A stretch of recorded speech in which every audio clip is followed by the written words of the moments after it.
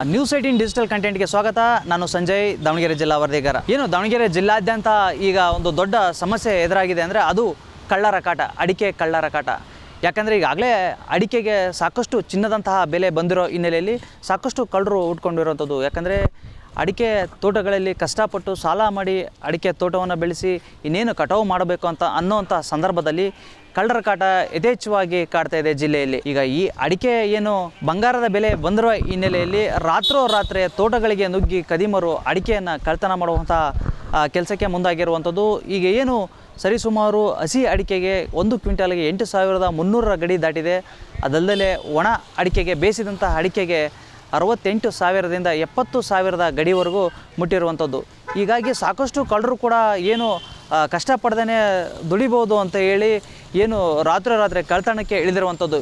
ಈ ಸಂಬಂಧ ಏನು ದಾವಣಗೆರೆ ಜಿಲ್ಲೆಯಲ್ಲಿ ಸಾಕಷ್ಟು ಅಡಿಕೆ ಅಂದರೆ ಚೆನ್ನಗಿರಿ ಇರ್ಬೋದು, ಹೊನ್ನಾಳಿ, ಹರಿಹರ, ದಾವಣಗೆರೆ ಭಾಗದಲ್ಲಿ ಇಷ್ಟು ಅಡಿಕೆ ತೋಟಗಳು ಸಾಕಷ್ಟು ಬೆಳೆಗಳನ್ನು ಕಂಡಿರುವಂಥದ್ದು.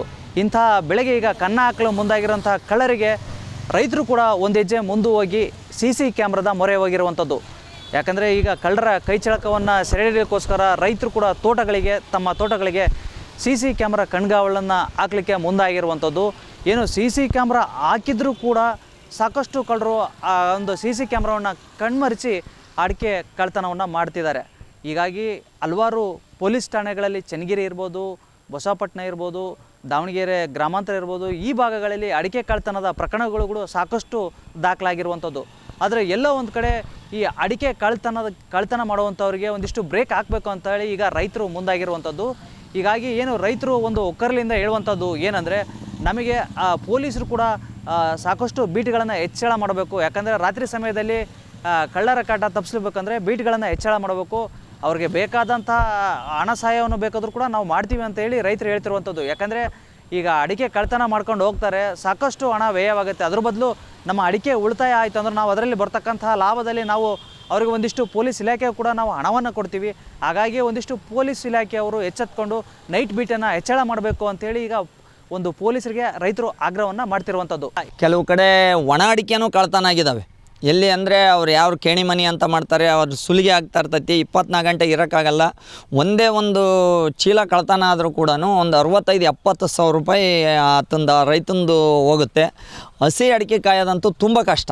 ಯಾಕಪ್ಪ ಅಂದರೆ ಈಗ ರೈತರು ಹೇಳ್ದಂಗೆ ಎಲ್ಲ ತೋಟಗಳಿಗೂ ಬೇಲಿ ಹಾಕೋದು ಅಸಾಧ್ಯ.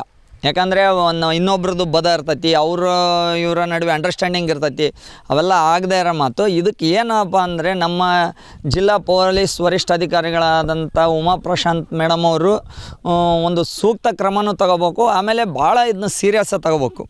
ಯಾಕಂದರೆ ನೀವು ಸರಿಸುಮಾರು 10 ಎಕರೆ ಭತ್ತ ಬೆಳೆದ್ರೂ ಕೂಡ ಇವತ್ತಿನ ರೇಟ್ನಾಗೆ ಅವರಿಗೆ ಹಾಕಿದ ದುಡ್ಡು ಸಹ ವಾಪಸ್ ತೆಗೋಕ್ಕೆ ಬರ್ತಾಯಿಲ್ಲ. ಹಾಕಿದ ದುಡ್ಡು ಮತ್ತು ಅವರು ಲಾಭ ತಗೊಳೋದು ಬೇರೆ, 4-5 ತಿಂಗಳದ ಶ್ರಮ, ದುಡ್ಡು ವಾಪಸ್ ಬರಲ್ಲ.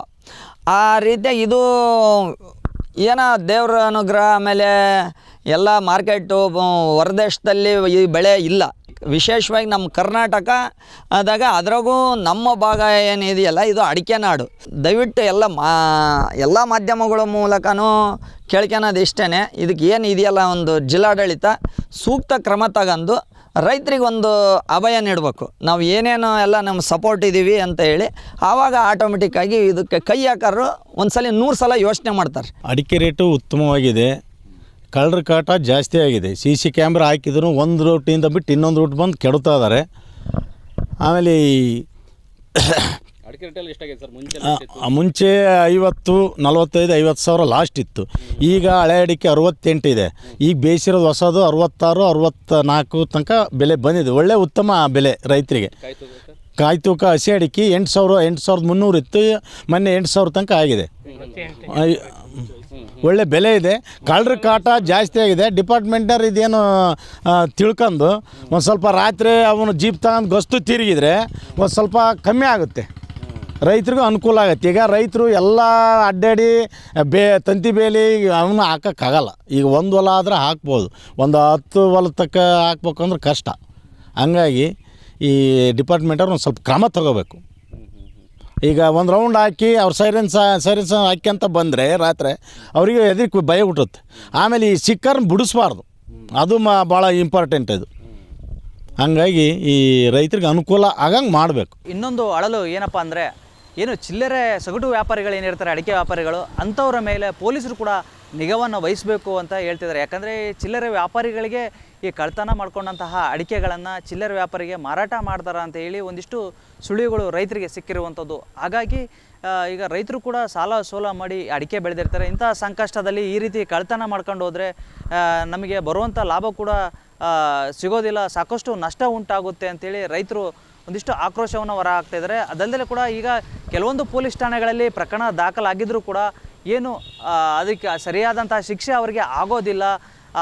ಏನು ಅಂಥ ಕಳ್ಳರನ್ನ ಏನು ಕೆಲ ಗ್ರಾಮಸ್ಥರೇ ಬಿಡಿಸ್ಕೊಂಡು ಮತ್ತೆ ಬರ್ತಾರೆ, ಅವರು ಮತ್ತೆ ಅದೇ ಹಾದಿಯನ್ನು ಹಿಡಿತಾರೆ, ಅಂಥವ್ರಿಗೆ ಕಠಿಣ ಕ್ರಮ ಜರುಗಿಸ್ಬೇಕು ಅಂತ ಹೇಳ್ತಾರೆ. ಆದರೆ ಇನ್ನೊಂದಿಷ್ಟು ಕೆಲವೊಂದು ಗ್ರಾಮಗಳಲ್ಲಿ ಏನು ಕಳ್ತನ ಮಾಡಿದರೆ ಅಂಥ ಕಳ್ಳರನ್ನು ಹಿಡಿದು ಏನು ಅವರಿಗೆ ಒಂದು ದಂಡವನ್ನು ಹಾಕುವಂಥ ಪ್ರಯತ್ನವನ್ನು ಮಾಡ್ತಾರೆ. ದಂಡ ಹಾಕಿ ಬಿಟ್ಟರೆ ಮತ್ತೆ ಅವರು ಅದೇ ದಾರಿಯನ್ನು ಮುಂದುವರಿಸ್ತಾರೆ. ಹೀಗಾಗಿ ಸಾಕಷ್ಟು ರೈತರಿಗೆ ಸಮಸ್ಯೆ ಆಗ್ತಿದೆ ಅಂತೇಳಿ ಏನು ರೈತರು ಅಳಲನ್ನು ತೊಡ್ಕೊಳ್ತಿದ್ದಾರೆ. ಅದಲ್ಲದೆ ಕೂಡ ಈಗ CC ಕ್ಯಾಮ್ರಾ, ಕೆಲವೊಂದು ತೋಟಗಳಿಗೆ CC ಕ್ಯಾಮ್ರಾಗಳನ್ನು ಅಳವಡಿಸಿದ್ದಾರೆ. ಆದರೆ 10 ಎಕರೆ 20 ಎಕರೆ ಇದ್ದಂಥವ್ರು CC ಕ್ಯಾಮ್ರಾವನ್ನು ಅಳವಡಿಸ್ತಾರೆ. 1 ಎಕರೆ ಅರ್ಧ ಎಕರೆ ಇದ್ದಂಥವ್ರು ನಮ್ಮ ಕೈಲಿ CC ಕ್ಯಾಮ್ರಾವನ್ನು ಅಳವಡಿಸಲಿಕ್ಕೆ ಆಗೋದಿಲ್ಲ. ಇಂಥ ಸಮಯದಲ್ಲಿ ನಾವು ಈ ಕಳ್ಳರ ಕಾಟ ಹೆಚ್ಚಾಗಿದ್ದರೆ ನಾವು ಹೇಗೆ ಇವರಿಂದ ಅಡಿಕೆಯನ್ನು ಉಳಿಸ್ಕೊಳ್ಳೋದು ಅಂತೇಳಿ ಒಂದು ಸಾಕಷ್ಟು ಆತಂಕಕ್ಕೆ ಕಾರಣವಾಗಿರುವಂಥ ಒಟ್ಟಾರೆ ಪೊಲೀಸರು ಇನ್ನಾದರೂ ಈ ಕಳ್ಳರಿಗೆ ಕಡಿವಾಣ ಆಗ್ತಾರಾ ಅನ್ನೋದನ್ನು ಕಾದು ನೋಡಬೇಕಾಗಿದೆ. ಸಂಜಯ್, ನ್ಯೂಸ್ 18 ದಾವಣಗೆರೆ. ನಿರ್ಭೀತ, ನಿಷ್ಪಕ್ಷಪಾತ, ವಿಶ್ವಾಸಾರ್ಹ ಸುದ್ದಿಗಳಿಗೆ ಮತ್ತೊಂದು ಹೆಸರಾಗಿರುವ ನ್ಯೂಸ್ 18 ಕನ್ನಡ ಈಗ ಆಪ್ನಲ್ಲೂ ಲಭ್ಯವಿದೆ. ದಯವಿಟ್ಟು ಇಲ್ಲಿರುವ QR ಕೋಡ್ ಸ್ಕ್ಯಾನ್ ಮಾಡಿಕೊಂಡು ಆಪ್ ಡೌನ್ಲೋಡ್ ಮಾಡೋದಕ್ಕೆ ಮರಿಬೇಡಿ. ನಿಮ್ಮ ಬೆಂಬಲ ಹೀಗೆ ಸದಾ ನಮ್ಮೊಂದಿಗಿರಲಿ. ಧನ್ಯವಾದ.